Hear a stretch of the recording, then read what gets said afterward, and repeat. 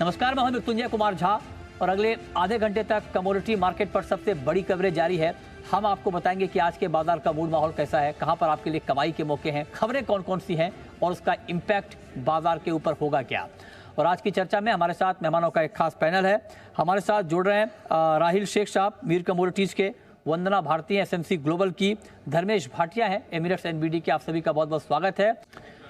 तो आप सुन रहे थे consumer affairs secretary Rohit Kumar Singh को। चलिए आगे बढ़ते हैं, अब बात करते हैं कि गोल्ड और सिल्वर में क्या चल रहा है। तो सोने चांदी में एक रेंज का ट्रेड चल रहा है, मार्केट में बहुत बड़ा एक्शन है नहीं।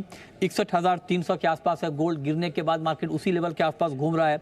70,000 के आसपास चांदी है। 2 महीने के निचले स्तर पर है गोल्ड, क्योंकि डॉलर स्ट्रांग हुआ है। अमेरिका में जल्द दरें घटने की संभावना कम हो गई है, वहां पर अनुमान से ज्यादा रिटेल महंगाई के आंकड़ों के बाद। तो कुल मिलाकर गोल्ड का मार्केट का सेंटीमेंट थोड़ा डाउन चल रहा है। तो क्या गोल्ड और गिरेगा, इसी पर हम बात करेंगे। हमारे साथ 2 और खास मेहमान हैं। धर्मेश भाटिया एमिरेट्स एनबीडी के दुबई से जुड़ रहे हैं, वंदना भारती एसएमसी ग्लोबल की। आप दोनों का भी बहुत स्वागत है। वंदना जी, क्या लगता है अभी गोल्ड में आपको नीचे ही रहेगा?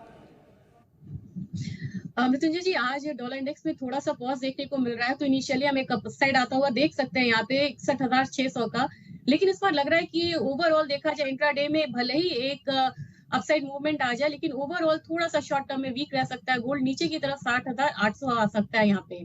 तो मेरी राय ये रहेगी कि थोड़ा सा हायर लेवल आता है 61,500, तो वहाँ पे सेलिंग ही करनी चाहिए। और जो टारगेट है वो करीब करीब 61,100 का होगा हमारा, और स्टॉप लॉस यहाँ पे लगाना होगा 61,700 का।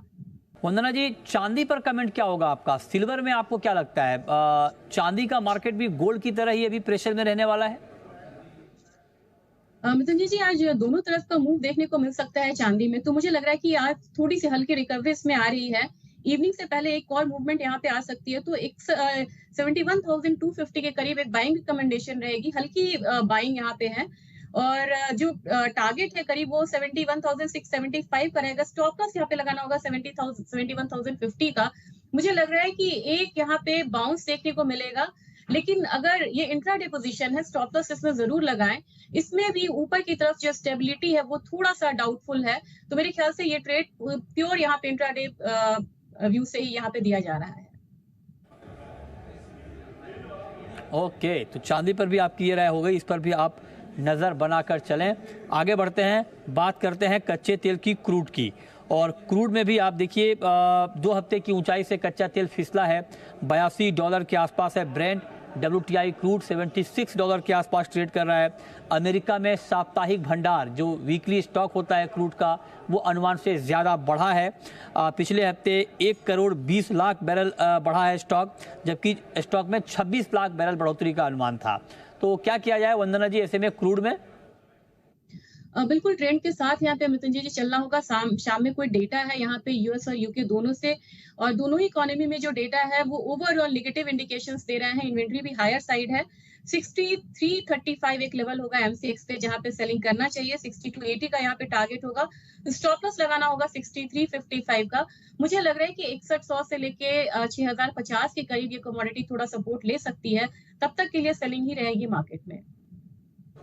छोटा सा ब्रेक लेंगे, ब्रेक के बाद आपको बताएंगे नेचुरल गैस में, मेटल में और एग्री मार्केट में क्या कुछ हलचल हो रही है और ऐसे मूड माहौल में आपको करना क्या है। इस पर बात ब्रेक के बाद, आप बने रहिए हमारे साथ।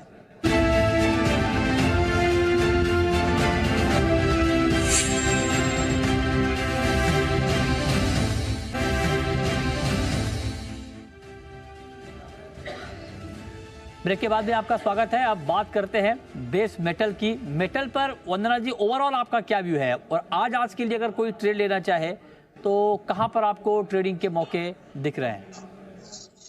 बहुत डाउन साइड है यहाँ पे मृत्युंजय जी। एक बाउंस देखने को मिल रहा है एल्यूमिनियम में। तो वहां पे मैं ₹1 के लिए बाइंग की रिकमेंडेशन दूंगी। बहुत स्ट्रांग मूव नहीं है, लेकिन एल्यूमिनियम में एक अपॉर्चुनिटी है। ₹201.25 पे यहाँ पे बाइंग रिकमेंडेशन रहेगी। ₹202.25 का टारगेट होगा। स्टॉप लॉस यहाँ पे लगा के चलना होगा ₹200.75 का। इस कमोडिटी में मुझे लग रहा है कि 202 203 तक के जो लेवल्स हैं वो आज से कल तक आ सकते हैं। ओके, ठीक है, ये राय हो गई कॉपर पे। अच्छा, एक सवाल रह गया नेचुरल गैस पे। 4 साल के निचले स्तर पर है नेचुरल गैस का भाव। अमेरिका में जो वायदा भाव है नेचुरल गैस का वो 4 ईयर के लो पे चला गया है। और यूरोप में 8 महीने के लो पर है। घरेलू बाजार में 135 के करीब है। बहुत गिरावट आ गई है, हफ्ते भर में 25% दाम गिर गई है। हो क्या रहा है वंदना जी, नेचुरल गैस में क्यों इतनी गिरावट और आगे क्या? इन्वेंट्रीज काफी है यहाँ पे मृत्युंजय जी। दूसरी चीज यहाँ पे ये है कि रिग काउंट्स इसके बढ़ रहे हैं। कम दाम के बावजूद भी यहाँ पे रिग काउंट्स यहाँ पे बढ़ा है। हाल फिलहाल में 3 रिग काउंट्स यहाँ पे बढ़े हैं।